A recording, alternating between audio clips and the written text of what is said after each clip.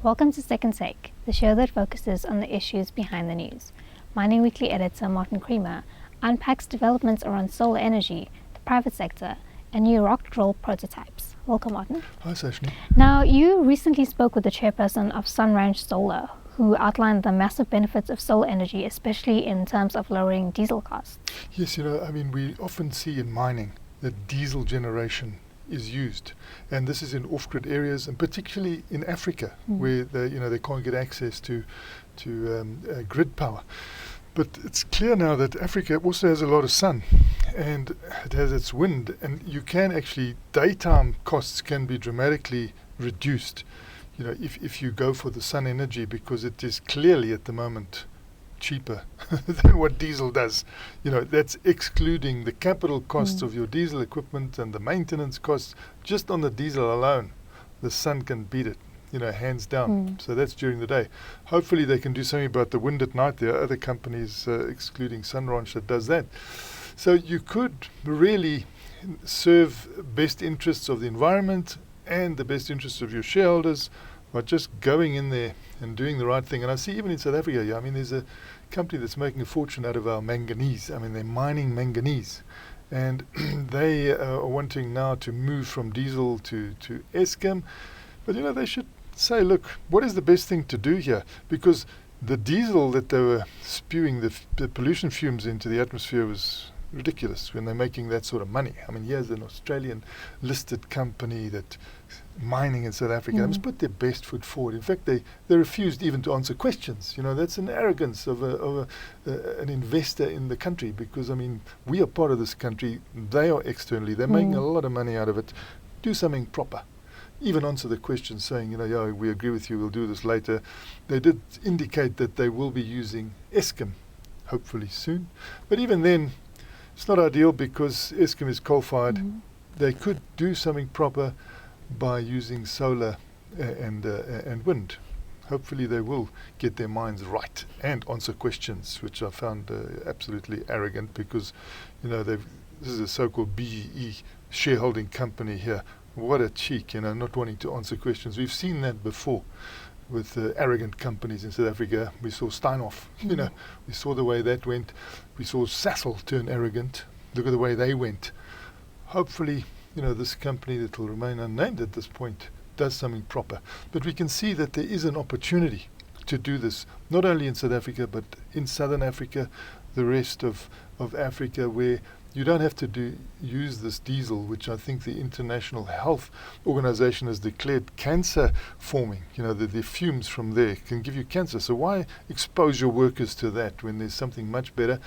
And at the same time, just the solar alone in daytime is so much cheaper than grid electricity that comes off, carbonized operations at Eskom. So there's so many opportunities now for people to do their own thing with a business case and do the right thing from an environmental case. And this was spelt out by Sun Ranch. And talk to us about government needing to allow the private sector to unlock economic growth. This is a point that keeps cropping up. Where there have been public-private partnerships in rail and even in logistics and port terminals and port activities, there's been efficiency. The two have worked together, because you get the one sort of asking the other to meet certain commitments. And we see with like the Richards Bay Coal Terminal, that operates very well. We see other situations where the state thinks they can do things on their own, and they don't. They don't do it. Now, this is to the detriment of South Africa's economy, the South African people, the South African industry, every aspect you think. Now, I'm just thinking of chrome mining, for instance. So many chrome miners are having to truck their product to the port because, they can't get the wagons from the railways, so they're having to pay more to truck it. It's not ideal to truck. You don't want to do that. Keep it where there has been an existing route to a port. It's much better for the traffic, environment, roads, all sorts of things. And we find, when the chrome industry asks for 5 wagons, they get 2. Then they've got to truck. If there was some sort of private concessioning of a certain bit of rail, that would change, I promise you. We've seen it. And when there is even public-private partnerships, as we've seen with the iron ore line to Sishen Saldana, it works. So come on, Eskom, you can't do everything.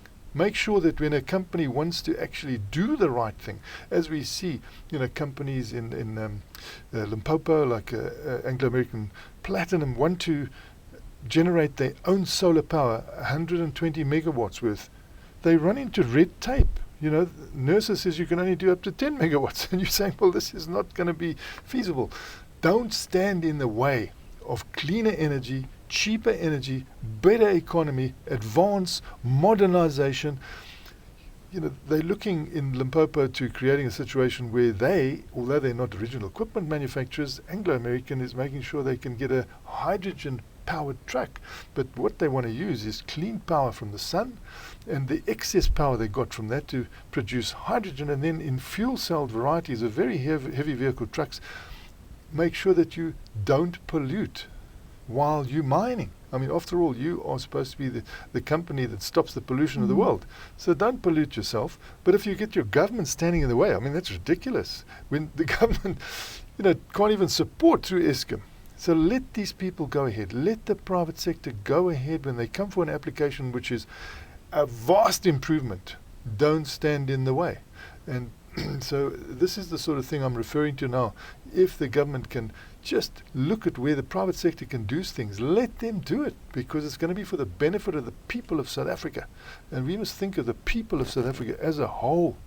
Certain vested interests try and grab control of everything. Those vested interests should not be allowed to do that, because we want to do things in the interests of the South African people. And lastly, the Mandela Mining Precinct recently unveiled 2 rock drill prototypes. Just tell us about that technology. I'm so glad that, with all the crises going on, you've got economic crisis in the South African economy. People are struggling to try and get the growth going, to see where they can get money to pay for the fiscal demands. And at the same time, while you're concentrating on all these crises, you've also got to, in parallel, make sure you do other things. And one of those things in mining is modernization. We are tending to fall behind the rest of the world because we've got so many other problems here. You take your eye off the modernization ball. And that's why I'm so pleased that, the Mandela Mining Precinct went ahead with this prototype development of new rock drills. I mean, how long have we been using rock drills? We just use the same old rock drills, whether they've been good or bad. Now they did something very clever, this Mandela Mining Precinct. They invited the private sector to come forward with ideas on how they could improve rock drills. And they have 3 phases of this, which is quite clever. Get in early on basically how you can make these lighter and quieter and easier and breezier. And here they come forward like that. So it shows you the private sector is alert to this. Now in the second phase, they will make sure that they can turn that into an absolute reality, that it's going to be a much better experience for workers to use these drills, and a much better productivity outcome, and a less noisy outcome, and all the other benefits that you get. And then in the third phase, going to actually taking this to market, commercializing it. And I think this is a very good model that is being put out by the Mandela Mining Precinct, because this is a public-private partnership. Yeah, you've got the government under the Department of Science and Technology putting money into this. You then get the Minerals Council South African members, matching that, or trying to get close to matching that, and pledging to at some stage match that. You can see the activity go under a fantastic name, Mandela, the Mandela Mining Precinct. Close here to Johannesburg. We can see what's happening down the corridors. It's quite energetic. And if they take aspects like this is called Isidingo, this particular campaign, which was good because it means the urgent need. So if they have other urgent needs, they invite the private sector to come forward in association with the public sector, because the CSR is also involved. There are various other scientific bodies involved that look at this and help. Let everybody work together. This could be an example of how we can start moving this economy forward from a productivity basis at micro level. We know we've got terrible macro level productivity at financial level. I mean, that is shocking what we're having there. but at least we can start doing our bit at different sections of the economy. And one of them is in modernization of what we're doing. And this Mandela Mining Precinct pushing modernization in mining. It's crucial, because when I see what's happening elsewhere in the mining world, we're so busy with our political problems and financial problems and economic problems and social problems and dealing with protests at mines and all sorts of things, that we don't always find ourselves keeping up with what we're going to do, and it could be expensive for us to bring that in later. Rather do it locally. We've been used to doing it for a long time, and now this revival here in Auckland Park with this research that's going through is encouraging, and the methods are encouraging. Thanks for speaking with us, Martin. It's a great pleasure, Sashni. That's it for today. Join us again next week for more news analysis on the local and global mining industries. And don't forget to listen to the audio version of our Mining Weekly daily email newsletter.